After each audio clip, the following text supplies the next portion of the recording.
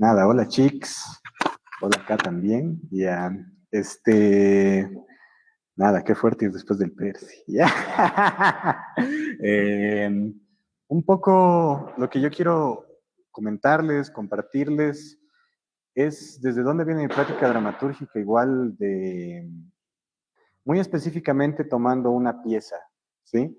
Como para después hablar de otras. Siento que esta ha sido una pieza que ha sido como una bisagra en ciertas nociones estéticas, en ciertos fundamentos teóricos, en ciertas posturas que también yo he tomado y también muchas estrategias desde donde opera mi escritura y mi práctica en sala, eh, se combinan. Siento que tal vez es una de mis obras más complejas en cuanto a que he utilizado todas esas herramientas.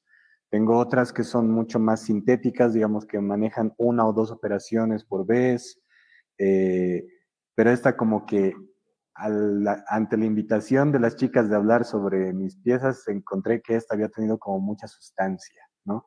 Esta obra es Los Inútiles, que es una pieza de Proyecto Border que hemos estrenado en 2017, 18, alrededor de esos 2 años. Eh, Inicialmente les pongo en contexto porque mucho de mi práctica, como siempre he sido casi un diletante, ¿no? Una cosa rara que no es ni un dramaturgo, ni un coreógrafo, ni un bailarín, sino todas esas cosas y ninguna a la vez, ¿no? Entonces siempre ha habido como una cuestión en mi práctica del hacer que siempre ha venido desde el resolver las cosas y hacerlas en la acción, más allá de tener todo meramente producido, preplaneado, sino que mi práctica, siento dramatúrgica y coreográfica, han empezado prácticamente a la vez, tanto en estudio como en creación. Entonces, siempre han estado muy mezcladas, ¿no? Nunca he diferido por eso entre la danza, el teatro, entre la palabra, el movimiento, entre la acción y el decir, sino más bien que esa oscilación entre las cosas se vuelve una situación contextual, muy situacional, porque al mismo tiempo siempre es autorreferencial, que es una de las estrategias que más manejo, la autorreferencialidad o la autoficción. Eh, Porque ha habido algo muy particular cuando yo he empezado a estudiar teatro un poco antes desde la actuación, que yo nunca me creía. O sea, por más que me enseñabas técnicas, me enseñabas prácticas, estaba con muy grandes profes, nunca sentía que la cosa era real. Ni siquiera yo creía mis propias palabras al interpretar un personaje. Entonces, ahí la danza me ha ayudado mucho a partir desde mi experiencia corporal, desde mi sensibilidad en presente y también desde un lugar más performático y no representacional, digámoslo así. Entonces, el Juanqui seguía siendo el Juanqui, ¿no? Y desde ahí he empezado a escribir, ¿no? Entonces, nunca he escrito sobre personajes, sino siempre que escribo, Juanqui es Juanqui, y si hay personas que, por ejemplo, en el proyecto Border estábamos con Elena y con Bernardo, ellos también no representaban personajes, eran ellos mismos y sus voces, ¿no? Y que estábamos atravesando ciertas situaciones, situaciones que llevaban a nuestros cuerpos a ciertos lugares, inicialmente la experiencia corporal, y después las situaciones contextuales en las que el proceso creativo de la obra estaba inmerso en ese momento. Entonces también hay una particularidad que puede ser una bitácora, un diario, y al mismo tiempo lo que yo lo he tomado como una fenomenología de la práctica dramatúrgica o creativa, ¿no? De comprender esas cosas que están aconteciendo y encontrarles un sentido en el momento en el que nos metemos a la sala. Eh, Algunos ya les había comentado que estoy tratando de como estas cosas, comprenderlas o tratar de aterrizarlas a un ensayo que estoy tratando de nombrar dramaturgia de lo que ya existe, sino que esta hipótesis sobre mi práctica tiene que ver con que, muy similar a lo que nombraba Percy, hay cosas que ya están escritas. Bueno, Percy ha sido mi maestro de dramaturgia, mi sensei, entonces de ahí también he agarrado muchas cosas, ¿no? Eh, cosas que están escritas, cosas que estoy leyendo, cosas que estoy viendo, cosas que aparecen en la práctica corporal, en sala, eh, que ya existen. Y el trabajo de ingenio está en generar esta constelación de cómo hilo estas cosas que están aconteciendo y que para mí siempre han sido como las que ponen a mi cuerpo en un lugar específico, digámoslo así. Y un lugar honesto, y ahí he encontrado este lugar de honestidad, ¿no? En el que sí puedo enunciar sin dejar de creer en mis propias palabras. Eh, Eso, entonces vamos a pasar a hablar de los inútiles, que la situación específica en la que se ha creado esta obra es que hemos estado con el proyecto Border 2 años específicos divagando, intentando crear una obra que primero se nos había invitado, creo que algunos les conté en el taller que di, se nos invitó a un proyecto que trataba sobre las piezas fundamentales de la literatura boliviana. Teníamos que escoger alguna de ellas. Y escogimos El Loco de Arturo Borda. Empezamos la investigación de Borda, sobre todo la investigación en sala y la lectura de la pieza, no para representar semejante libro, semejante monstruo, además, que Borda habla mucho de la monstruosidad allá dentro del mismo texto también, sino ver qué nos detonaba a nosotros, ¿no? Qué resonaba en nosotros de esa locura, ¿no? De la escritura, además, en tantos tiempos que tiene Borda, ¿no? Y a la mitad del proceso nos avisan que el proyecto se cayó y que ya no íbamos a hacer la obra, o que ya nos la iban a producir. Entonces nos quedamos como con esa investigación a medias. Poco después nos hablan de otra producción que nos estaban pidiendo que hagamos una obra de teatro que esté basada en algún cuento infantil. Específicamente nos habían invitado o nos habían lanzado el centro de que sea Alicia en el País de las Maravillas, o, si no me equivoco, había otra opción más, pero no era ninguna de las que me interesaba porque era un poco cliché. Entonces, revisando estos clásicos, apareció esta idea de trabajar sobre el texto, más que la película Disney, digamos, de Peter Pan y Wendy, ¿no? El texto original. Entonces teníamos estos dos elementos. Entonces, cuando empezamos a trabajar esta pieza de Peter Pan, Borda seguía latiendo ahí, ¿no? Entonces, no podíamos evitar este juego, ¿no? Entonces, todo empezó a entrar dentro de la misma caldera. Yo siempre me he negado a trabajar los viajes de los héroes, sino más bien pensar en cuestiones más colectivas. Entonces, no pensábamos, nos habíamos negado en pensar en Peter, en pensar en Wendy, en pensar en los hermanos de Wendy, que son quienes viajan con ella, sino encontramos algo muy interesante en los niños perdidos de Peter Pan. Eh, y en ciertas reglas con las que operaban, ¿no? La primera regla del nunca jamás era siempre creer en las hadas, ¿no? Entonces ahí habíamos entrado como en este diálogo con Borda, de que Borda tenía esta cosa de que hablaba de lo inútil en sus divagaciones, en los primeros 3 capítulos, se podría decir, del Loco, en las 3 divagaciones que hay, en lo inútil que es Dios, en lo inútil que son las emociones, en lo inútil que son las relaciones. La palabra inútil aparece muchas veces en el texto de Borda. Y ahí entrábamos en esta idea de qué es, en dónde están estos niños perdidos, en dónde nos hemos perdido, ¿no? Y habíamos caído en cuenta que estábamos 2 años hueveando sin crear una obra, cuando teníamos toda la pulsión y todas las herramientas. Entonces nos asumimos como los mismos niños perdidos y estábamos perdidos en el proceso creativo. Entonces el país de nunca jamás era un país de nunca acabar de crear, ¿no? Nunca llegar a un puerto, digámoslo así, ¿no? Entonces en algún momento del texto hablamos de la extensión del país de nunca jamás que va creciendo mientras vamos creando. Eh, y ahí aparece esta idea de que los niños perdidos también son los inútiles, ¿no? Porque hay una inutilidad en su práctica. No es que son quietos, no es que están estáticos, sino que hacen, crean todo el tiempo, pero es un acto inútil, ¿no? Eh, lo que quiero invitarles a hacer ahora es, vamos a leer, les voy a leer un poco el texto y desmenuzar un poco las herramientas o estrategias dramatúrgicas que he utilizado ahí. Hay un texto más que es con el que he dialogado estos otros dos, que es Volverse público, del crítico Boris Gross, que es un crítico ruso, crítico de arte contemporáneo, que también me interesaba en cuanto a, al final era lo que estaba estudiando en ese momento y que me latía, ¿no? Bastante. No sé si se está viendo en el Meet. No, no, hay que compartir.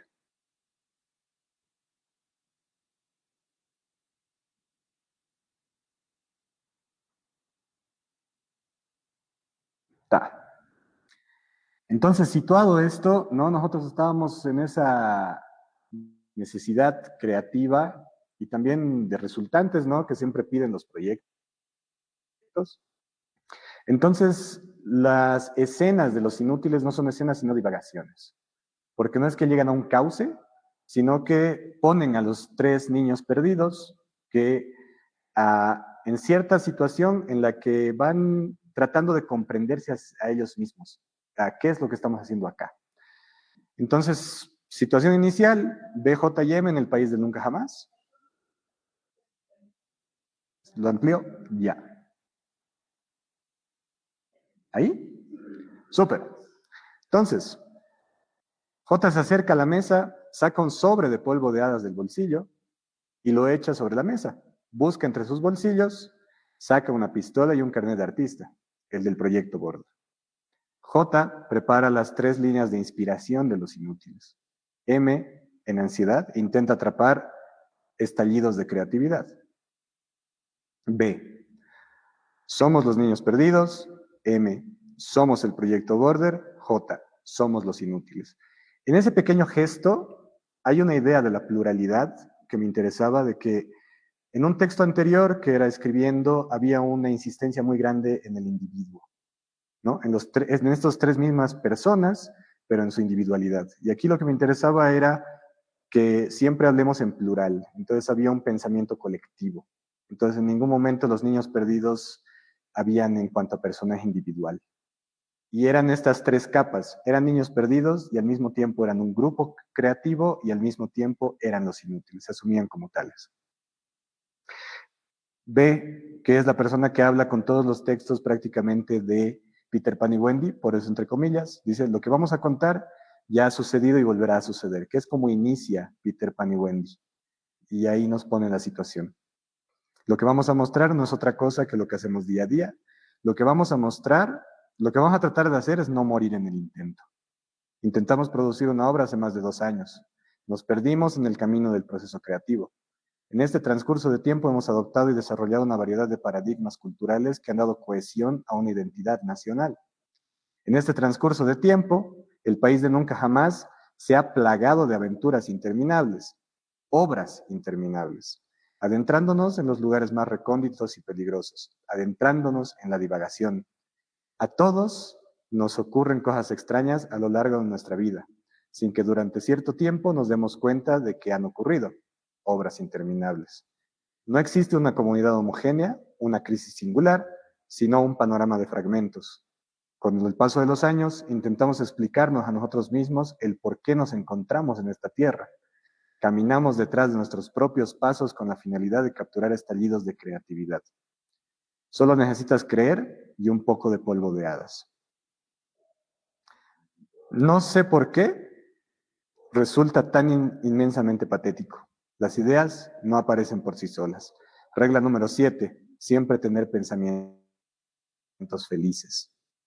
En este momento de la pieza, los tres personajes que estaban ya en un éxtasis por el polvo de hadas, que hay una referencia ahí que son cocainómanos, ¿no? Así como son adictos a la inspiración de las musas, por eso inspirar y aspirar, ¿no? Entonces son adictos al polvo de hadas. Entran en este trance y una sonrisa casi posada, ¿no? Como extremada. Y vuelven a repetir, somos los niños perdidos, somos el proyecto Border, somos los inútiles. Lo que vamos a contar ya ha sucedido y volverá a suceder. Entonces ahí hay un gesto que sitúa el cómo vamos a trabajar, que por ejemplo, ahí ya les nombré, B siempre o casi siempre en la pieza está hablando con los textos de Peter Pan, ¿no? Por eso son textos que tiran más hacia la felicidad, hacia En este transcurso de tiempo, el país de nunca jamás se ha plagado de aventuras interminables, ¿no? Como que nos lleva a un lugar más aventurero, y M siempre está en un lugar como mucho más contradictorio, obras interminables, no hay como un agotamiento en sus palabras. Eh, y por otro lado está la divagación de Arturo Borda. Borda también en El Loco plantea mucho la idea del plagio. Borda también era un personaje muy particular que atacaba a todo el que podía, ¿no? Y hay reflexiones muy concretas acerca del plagio, como que había una paranoia seguramente alrededor de él y alrededor de su pintura. Entonces, nosotros lo que hemos empezado a hacer con esta pieza es evidenciar que nosotros solamente íbamos a plagiarnos a nosotros mismos. Entonces, ahí también estaba la autorreferencialidad de los niños perdidos. Me voy a perder, pero voy a caminar sobre mis propios pasos. Luego, en cierto otro momento de la obra, empezamos a hacer citas específicas y en algún momento el personaje M dice, si tuviera que citar a alguien, sería a mí misma. Entonces solamente se pone entre comillas a sí misma. Y ahí hay como una suerte de endogamia de la pieza. Eh, y eso se va a desarrollar más. En la divagación 2, eh, acá hay un doble trabajo entre un texto de Arturo Borda, muy específico, y una invitación que nos hace a rapearlo, a generar un trap. Entonces se empiezan a hacer estos gestos de empezar a concatenar acciones. Aquí se dice un trap, y canta O mio babino caro, que es esta ópera, ¿no? Y empieza después de eso a aparecer el texto de Borda, que después me lleva a un texto que lo hemos llamado el trap monstruo, ¿no? Porque hay esta monstruosidad en Tamay, digo, en Borda, que quiere engendrar un hijo. Él busca engendrar un hijo que sea monstruoso con ese texto. Y había algo en esa prosa que me llamaba y que después hemos ido parafraseando, y en esa paráfrasis hay como una mitad de texto que empieza con Borda y termina con palabras mías. Entonces, M es quien rapea este texto, que también empieza como a atacar a cierto círculo creativo del arte contemporáneo nacional. Nacional pensando País de Nunca Jamás, Bolivia, contexto, ¿no? Como también este diálogo resonatorio que puede haber ahí. Necesito una hembra linda de pura sangre, salvaje y fuerte para fabricarle un hijo que sea capaz de inspirarme certeramente. Hasta ahí es Borda. De ahí vamos rompiendo un poco. Un hijo que pueda con su potencia dinámica y explosiva atravesar los huesos y el espíritu para inyectar en mi ser 20 toneladas de dramaturgia intempestiva. Y desde mi vientre emerjan movimientos contundentes que a Martha Graham le hagan temblar todos los dientes, convirtiéndome en monstruo, física, moral e intelectualmente, más que Dante, que Cristo y Jean-Claude, más que Maquiavelo, que Castellucci, que Yvonne Rainer, que Antonin Artaud, que Gil de Retz y el Marqués de Sade, y hacer sudar frío al mismo Schopenhauer. Transformarme en un ser sombrío con quien todos quieran estar, que urge arteramente la gloria, la fama y el bienestar, y convertirme en el centro del lobby contemporáneo, ahí donde entre vinos y gin tonic todos desean sobarse los cráneos, y entre filosofías y sociología, literatura y otras ciencias, citamos a diestra y siniestra para solapar nuestras impotencias. Deseo destruir toda pretensión a la trascendencia y el ansia de las ambiciones imposibles. Ahí donde se afirma que nuestra producción de obras es totalmente inteligible, víctimas del tiempo irreversible y acabar con la mediática artistoide indigerible. Quiero ser un cuerpo sin filtros, audaz y kamikaze, y estrellar a todo aquello que el trabajo duro amordace, para disolver en una nube dorada pseudofiguras míticas. Regla número 6, no banalizar las prácticas artísticas. La obra Los Inútiles es totalmente banal. Totalmente banal. En la estética, en la puesta, utilizábamos cosas con glitter, ropa brillosísima, música trap, cadenas, lentes, toda esta estética medio entre videoclip mal producido de trap realmente y un poco Scarface, ¿no? y al mismo tiempo referenciando a estos dos textos, ¿no? Entonces había una banalización de la que no queríamos ser parte, pero que también la evidenciábamos, ¿no? Entonces había también una autorreferencia ahí de siempre estarse apuntando a sí mismos, ¿no? O sea, no querer pertenecer de lo que yo soy parte.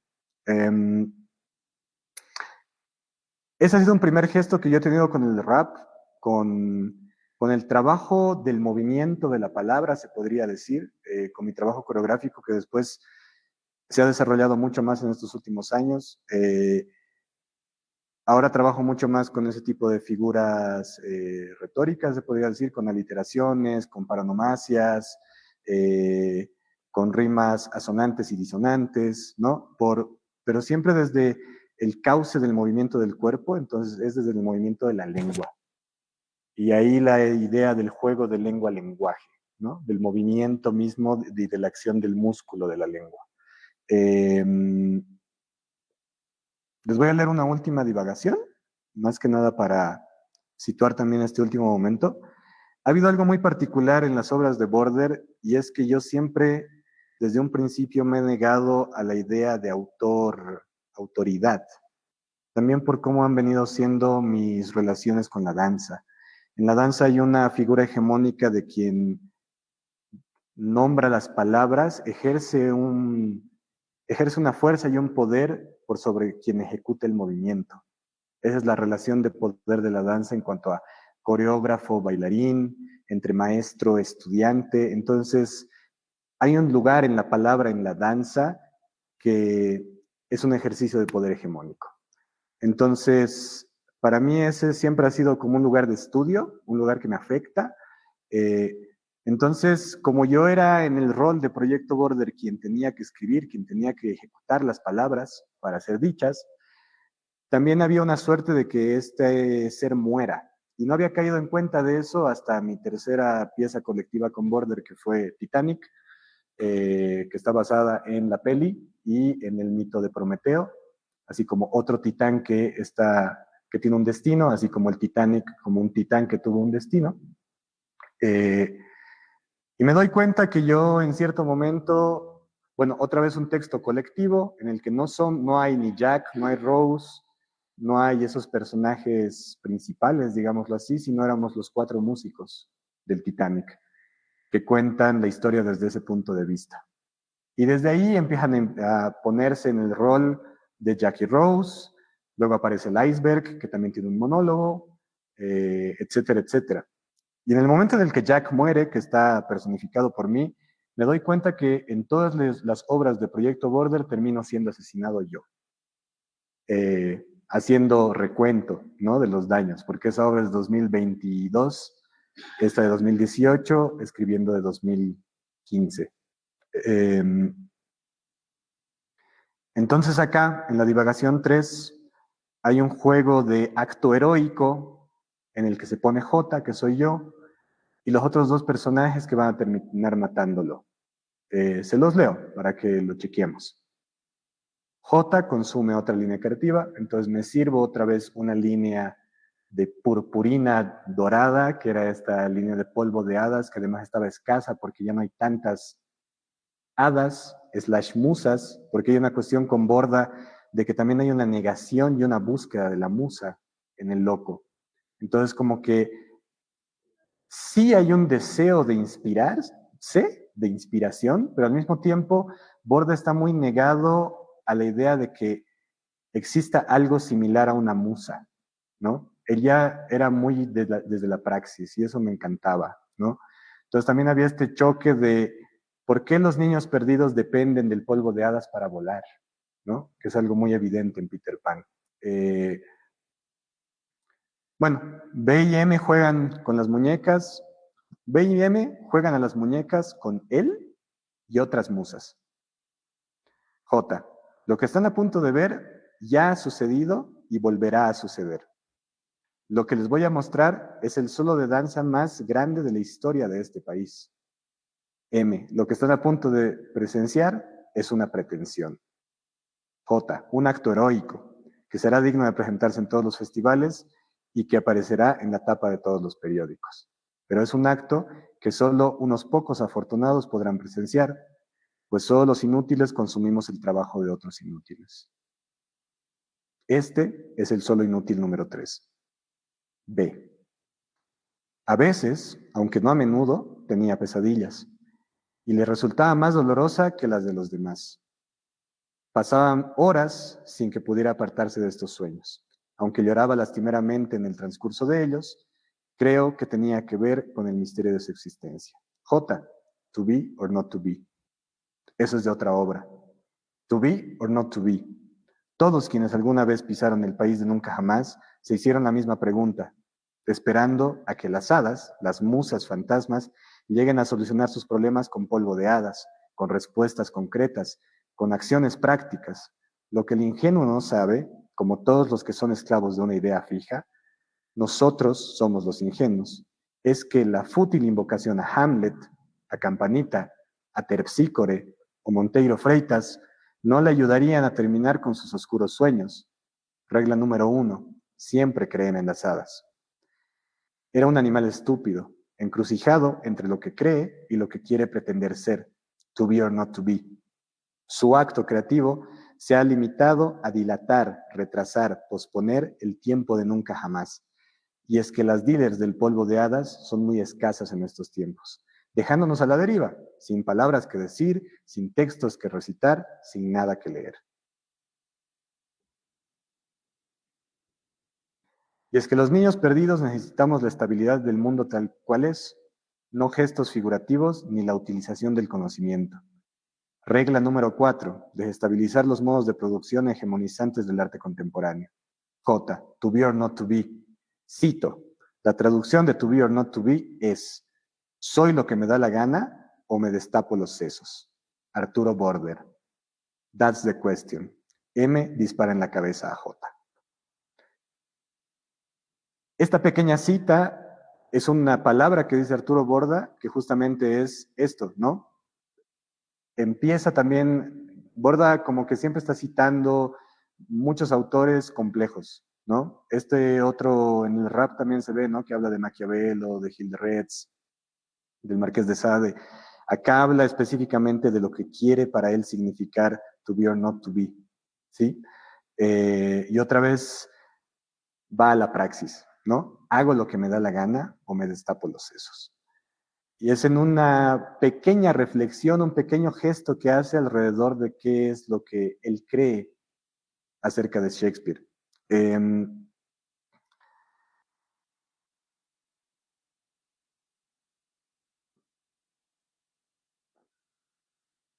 Como les explicaba acá, hay una cuestión de la referencia a las hadas. Aquí ponemos a 4 posibles musas como Hamlet, hablando ya del to be or not to be en el que ya estamos inmersos. Campanita como la referencia de las hadas de Peter Pan. Terpsícore como la musa de la danza. Y Marlene Montero Freitas, que era como una referencia más interna entre nosotros, que es una referente actual muy importante de la danza a nivel mundial, una bailarina y coreógrafa de Cabo Verde. Lo que hacíamos era, como jugaban con muñecas, habían muñecas de cada uno de estos personajes. Entonces vamos nombrando las reglas. Hace un tiempo, bueno, durante mi taller les hablé de las reglas de existencia que pueden haber dentro de una práctica, dentro de un texto o un universo dramático. Lo que he hecho acá es que esas reglas comúnmente eran un secreto para mí y en esta las vamos nombrando y se las hacemos evidentes al público, ¿no? Así es como opera nuestro universo. Aquí tenemos reglas que tenemos que seguir porque si no estamos en riesgo de morir, ¿no? Entonces, poco a poco vamos tirando y tirando y tirando las reglas hasta construir un paisaje total. Para no pasarme, porque obviamente hay mucho más texto, hay mucha más construcción de la pieza, eso, nombrarles que vamos citando, y en este juego de citas vamos hablando también del plagio. Eso después se ha convertido en un gesto mío que también tiene que ver con una crítica. Si ven las obras de Border o de mi escritura, tienen mucho de reflexión y autorreflexión dentro de la misma pieza y que se sostiene en la acción de la imagen, ¿no? En los gestos y en la acción del cuerpo que se lleva a ciertos estados corporales o relaciones entre las personas que están dentro. En los inútiles lo que procurábamos era siempre estar mirando para adelante. Entonces casi nunca nos mirábamos entre nosotros. Entonces la relación era con quien estaba afuera. Con la idea del plagio, la idea también era un gesto y una crítica hacia cómo son las prácticas coreográficas específicamente acá en el país, que vienen mucho desde el plagio a otros coreógrafos, coreógrafas indiscriminadamente, que nunca se dan créditos a cuando hago una reposición, por ejemplo, ni siquiera mucho menos mencionar a los músicos, etcétera, etcétera. Y siempre desde una práctica globalizante y de los referentes de cómo puedo tomar cosas de videos de internet. Yo estaba muy fastidiado de ese tipo de prácticas en el entorno dancístico contextual boliviano, y específicamente por eso acá nombramos tanto el plagio como lo hacía Borda en su contexto, en su momento y con su tiempo. Y luego una obra después, en Cavilaciones Corporales de Proyecto Verde también, eh, nombramos los plagios que vamos a hacer. Y los nombramos en el programa de la obra como plagios intencionados. Cosa de que si alguien quisiera demandarnos, que lo haga porque estamos admitiendo el crimen, digámoslo así. Entonces plagiábamos El Lago de los Cisnes, plagiábamos a los a NSYNC, plagiábamos a Javier Leroy, un coreógrafo conceptual, plagiábamos a la compañía Batsheva de Israel, de Ohad Naharin, que es ahorita como el boom de la técnica Gaga, es famosín, tiene un documental en Netflix, etcétera, etcétera. Entonces los plagios estaban evidentes, entonces nombrábamos y admitíamos nuestro crimen, ¿no? Un poco para evidenciar, siempre con este tipo de gestos, que nunca estamos absortos de un contexto. Y eso es lo que a mí me interesa mucho de, o sea, lo que insisto en mi dramaturgia, que no hay una adentro y una afuera, sino que hay una aquí, y por eso la idea también era de Border, de también estar en ese límite, y de habitar ese límite entre el texto y el movimiento, entre la dramaturgia y la acción, entre la danza, la coreografía, y también entre el público y el adentro.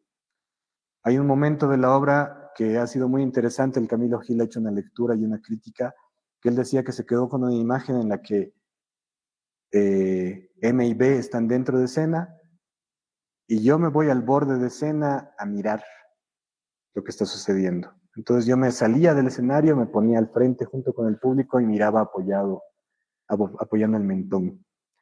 Entonces creo que es un gesto de cómo me gusta habitar las prácticas, siempre pisando el límite, sabiendo que ese límite tiene un espesor, ¿no? Que no es una línea fina, sino que ese espesor es habitable y que en ese espesor es donde hay una sustancia que me interesa, donde me interesa pararme para poder ver un panorama o un horizonte posible. Eh, Nada, como para no alargarme más, les invito a que lean el texto y también a que lean, bueno, Cavilaciones Corporales está publicada justamente por la plataforma, entonces de Intersecciones, entonces pueden comprarlo. Y aprovechamos ahí de hacer publi.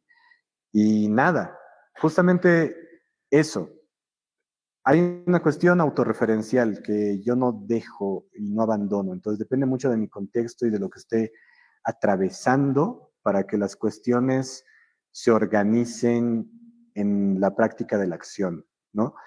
Y siempre oscilo, yo nunca he podido hasta ahora llegar con un texto acabado a los ensayos, por eso también en este momento hay un reclamo que es real, que dice, ¿no? Dejándonos a la deriva, sin palabras que decir, sin textos que recitar, sin nada que leer. Porque yo llegaba a los ensayos y no tenía nada escrito porque necesitaba hacer cosas para escribir. Entonces hay un reclamo que es real. Y también ahí hay un mea culpa que es necesario evidenciar. Y por eso yo escribo de lo que me pasa, ¿no? Eh, las cosas tienen que atravesar mi cuerpo para poder escribirlo. Nunca he podido escribir cosas distantes. Por eso tampoco escribo personajes, ¿no? Ahora sí estoy tratando de darme ese reto. Eh,